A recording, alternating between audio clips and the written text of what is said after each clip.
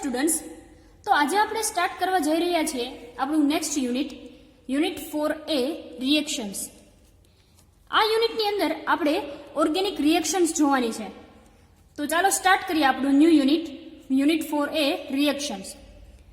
તો સૌથી પહેલા તો આ યુનિટ છે એની અંદર તમારે ટોટલ 6 ઓર્ગેનિક રિએક્શન જે છે એને ભણવાની છે. એમાં શું કરવાનું છે? સૌથી પહેલા નીચે આપેલ પ્રક્રિયાઓના સિદ્ધાંત, ક્રિયાવિધિ અને ઉપયોગો આપો. એટલે કે જ્યારે તમને એક્ઝામમાં પૂછાશે તો તમને એમ પૂછાશે કે આંટ એસ્ટેટ પ્રક્રિયા જે છે એનો સિદ્ધાંત, ક્રિયાવિધિ અને ઉપયોગો જણાવો.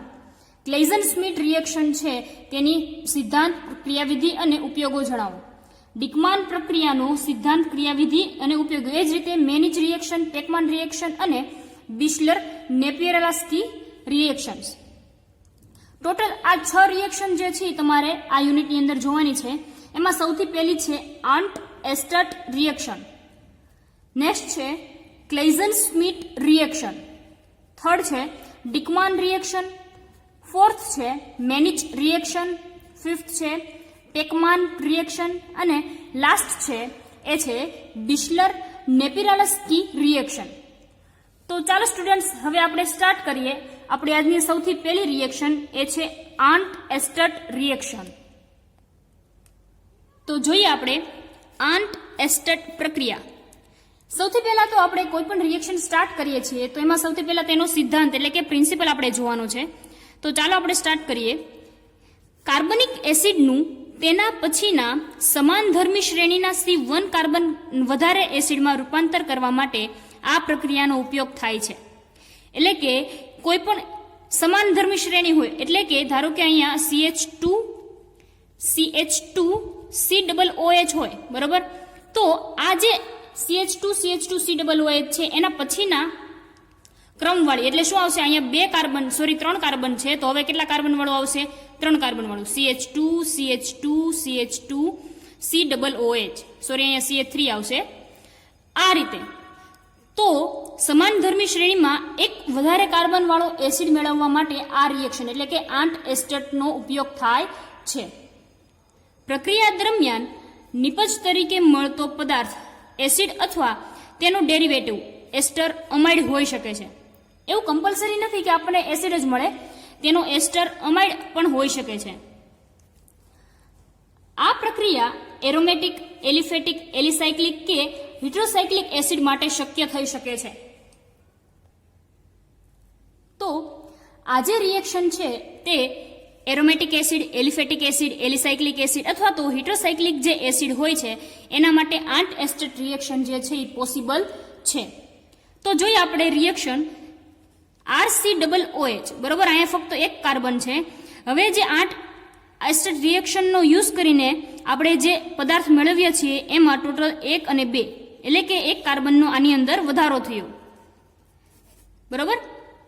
તો આ રિએક્શન થઈ આંટ એસ્ટેટ રિએક્શન. હવે જોઈએ આપણે રિએક્શન આખી. આ છે એસિડ, બરોબર. એસિડની આપણે થાયોનિલ ક્લોરાઇડ SOCl2 સાથે રિએક્શન કરાવશું એટલે આપણને મળશે એસિડ ક્લોરાઇડ RCOCl. જ્યારે આપણે SOCl2 સાથે રિએક્શન કરાવીએ છીએ ત્યારે SO2 અને HCl રિમૂવ થાય છે. હવે આ જે રિમૂવ થાય છે એ આપણે તેની મિકેનિઝમમાં આગળ જોવાનું જ છે. તો આપણે નેક્સ્ટ સ્ટેપ તરફ જઈએ. એસિડ ક્લોરાઇડ જે આપણને મળે છે તેનું 2 મોલ આપણે CH2N2 એટલે કે ડાયએઝોમિથેન સાથે રિએક્શન કરવાની છે. 2 મોલ ઓફ ડાયએઝોમિથેન સાથે રિએક્શન કરીએ એટલે CH3Cl અને N2 ના રિમૂવ થઈને આપણને મળશે ડાયએઝોકીટોન RCOCHN2, બરાબર. ડાયએઝોકીટોન જેની Ag2O સાથે રિએક્શન કરશો એટલે આ જે N2 ગ્રુપ છે તે રિમૂવ થઈ જશે અને આપણને મળશે કીટીન. આ જે સ્ટ્રક્ચર છે એને કહેવાય કીટીન. અને આ જે સ્ટેપ છે તેનું H2O સાથે હાઇડ્રોલિસિસ કરીએ એટલે અહીંથી OH અને H એટલે આપણને મળે એક વધારે કાર્બન વાળો એસિડ. તો સ્ટુડન્ટ્સ, આ થયું આપણું રિએક્શન. હવે જો આજે આપણો ડાયએઝોકીટોન છે, ડાયએઝોકીટોન ડાયએઝો કીટોન, બરોબર, જે આપણને અહીંયા મળે છે. હવે એની Ag2O સાથે આપણે રિએક્શન કરીએ ને તો આપણને જુદી જુદી પ્રોડક્ટ મળે છે. જો એની R-OH એટલે કે કોઈ પણ તમે ગ્રુપ લઈ લો, R- એટલે કે મિથાઇલ ગ્રુપ, અને એની આલ્કોહોલ સાથે રિએક્શન કરો તો તમને શું મળે છે? એસ્ટર.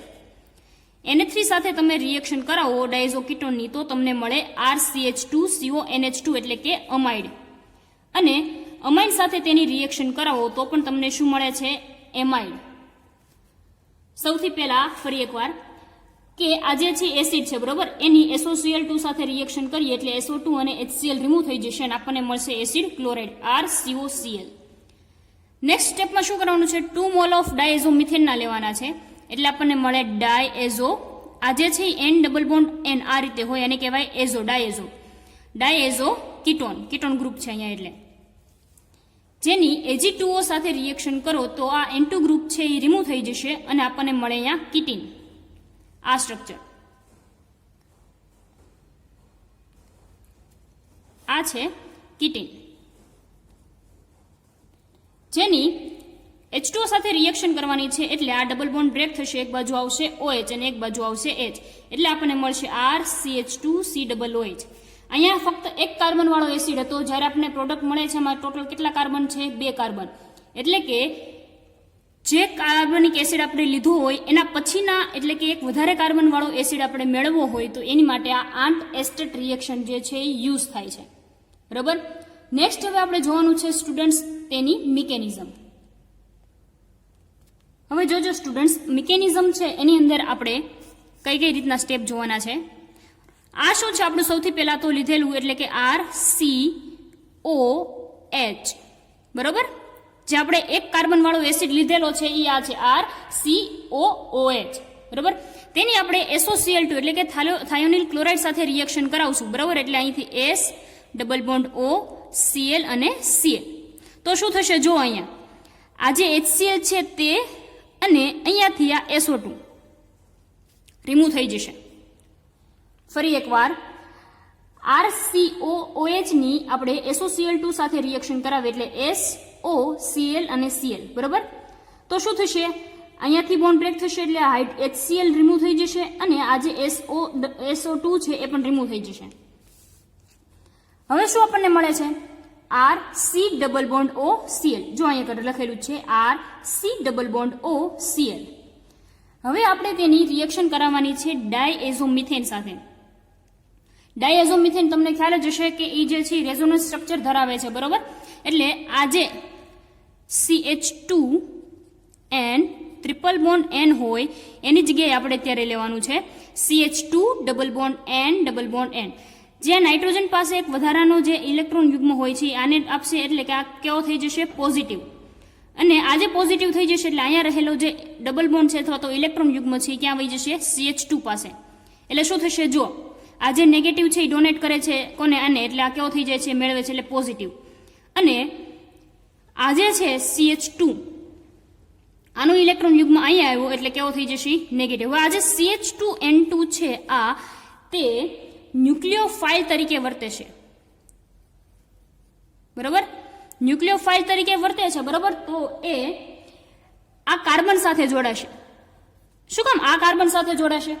કે આ કાર્બન જે છે એ ઇલેક્ટ્રોન ડેફિશિયન્ટ છે એટલે કે તેની પાસે ઇલેક્ટ્રોન જે છે એ ઘટે છે. શું કામ? તો કે આ જે C ડબલ બોન્ડ O છે, બરોબર, એમાં આ જે ઓક્સિજન છે તેની વિદ્યુત ઋણતા કેવી હોય? વધારે હોય. એટલે કેવું હોય? આંશિક ઋણ વીજભાર હોય. અને આ જે કાર્બન છે તેની વિદ્યુત ઋણતા ઓક્સિજન કરતા ઓછી હોય એટલે કેવું હોય? આંશિક ધન વીજભાર હોય એના ઉપર. એટલે આ જે નેગેટિવ છે CH2N ટ્રિપલ બોન્ડ N એ ક્યાં અટેક કરશે? આ કાર્બન ઉપર, બરોબર. તો એ જ્યારે અટેક કરે છે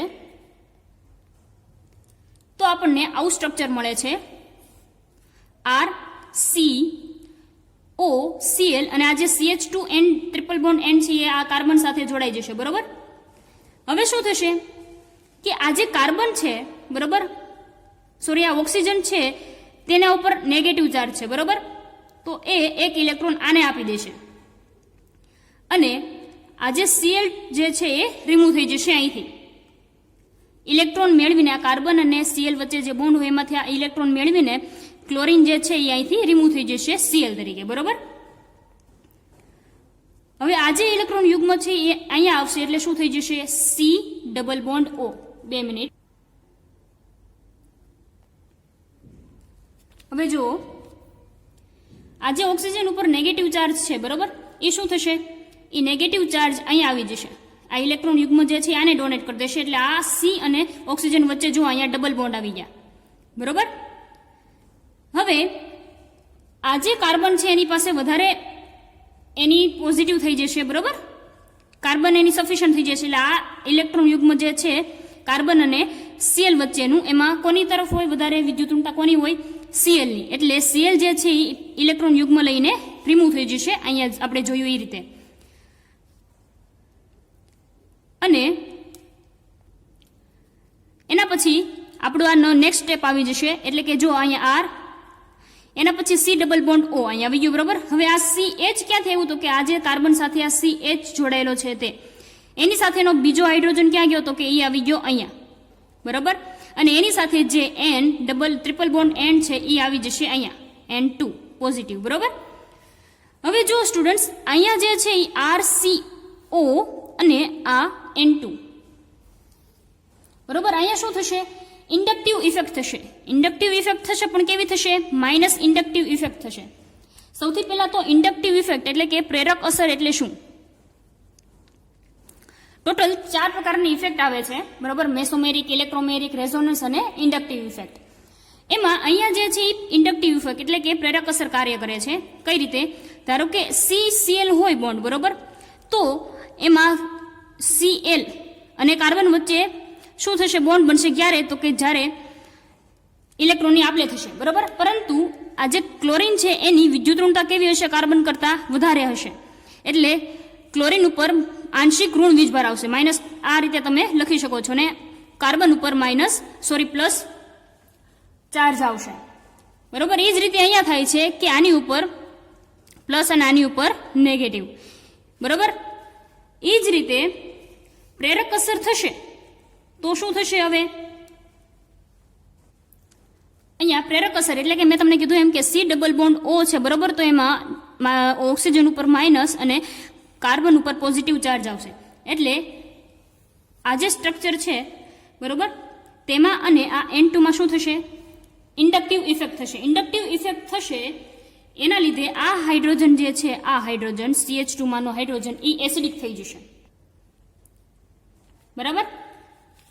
હવે આપણે તેની આ જે સ્ટેપ છે, બરોબર, એમાંથી આ ઇન્ડક્ટિવ ઇફેક્ટ આપણને 2 માં જોવા મળે છે. કેવી ઇન્ડક્ટિવ ઇફેક્ટ છે? માઇનસ. એટલે કે હાઇડ્રોજન આકર્ષવાની ક્ષમતા જે છે એ કેવી હશે? વધારે હોય, બરોબર. નેક્સ્ટ સ્ટેપમાં શું કરવાનું છે? તેની 2 મોલ્સ આપણે જે આગળ ડાયઝોમિથેનના લીધો તો એમાંથી 1 મોલ આપણે અહીંયા યુઝ કરી લીધો છે. હવે જે બીજો મોલ છે ડાયઝોમિથેનનો એ આપણે અહીંયા યુઝ કરવાનો છે. એટલે RCO CH N triple bond N.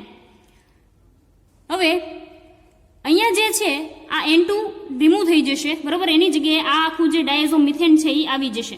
CH2N2 જે છે રિમૂવ થઈ જશે, એની જગ્યાએ આવી જશે બીજો આપણો ડાયઝોમિથેન. હવે આ જે ડાયઝોમિથેન આપણને મળે છે, આ જે ડાયઝોમિથેન બીજા સાથે રિએક્શન કરીએ છીએ, હવે શું થશે કે R જે છે, જ્યારે આપણે ડાયઝોમિથેન સાથે રિએક્શન કરીએ છીએ ફરીવાર, ત્યારે શું થશે? આ રીતનું આપણે સ્ટ્રક્ચર મળશે. C double bond O CH N2, અહીંયા પોઝિટિવ ચાર્જ અને અહીંયા નેગેટિવ ચાર્જ, બરોબર. હવે આ જે આ સ્ટ્રક્ચર છે, બરોબર, તેનું રીઅરેન્જમેન્ટ થશે, ફરીવાર ગોઠવણી થશે. કઈ રીતે? તો કે આ જે છે નાઇટ્રોજન N2 એ રિમૂવ થઈ જશે. આ CH માઇનસ જે છે એ અહીંયા આવી જશે, બરોબર. આ N2 પાસે પોઝિટિવ ચાર્જ છે તે ઇલેક્ટ્રોન આને દઈ દેશે, બરોબર. એટલે આ N2 રિમૂવ થઈ જશે. હવે અહીંયા જે માઇનસ ચાર્જ છે, હવે આ R જે છે ક્યાં આવી જશે? આ કાર્બન પાસે આવી જશે. હવે જો અહીંયા આ કાર્બન, હવે આ સ્ટેપ ને આ સ્ટેપમાં ફેર શું છે કે ફક્ત નાઇટ્રોજન N2 નથી આની અંદર, બરોબર. તો હવે શું વધ્યું? R C double bond O અને CH, બરાબર. નેક્સ્ટ સ્ટેપમાં આપણે શું કરવાનું છે? એનું રીઅરેન્જમેન્ટ એટલે કે R CH double bond C double bond O. હવે એ કઈ રીતે આવશે? જો અહીંયા આ R જે છે અહીંયા હાઇડ્રોજન પાસે આવી જશે. હાઇડ્રોજન આ CH પાસે કેટલા છે? 2 ઇલેક્ટ્રોન પેર છે, એટલે એમાંથી આ ઇલેક્ટ્રોન પેર જે છે આને ડોનેટ કરી દેશે. એટલે શું થશે? R આ CH double bond C double bond O. બરોબર, અહીંયા ડબલ બોન્ડ આવી જશે એટલે R CH double bond CO. એટલે આ જે સ્ટ્રક્ચર મળે છે એને કહેવાય કિટીન. કિટીન જે છે એ બરોબર એની H2O સાથે રિએક્શન કરવાની છે હાઇડ્રોલિસિસ. એટલે અહીંયાથી બોન્ડ બ્રેક થશે, એક બાજુ આવશે OH અને એક બાજુ આવશે H, એટલે આપણને મળી જશે એસિડ.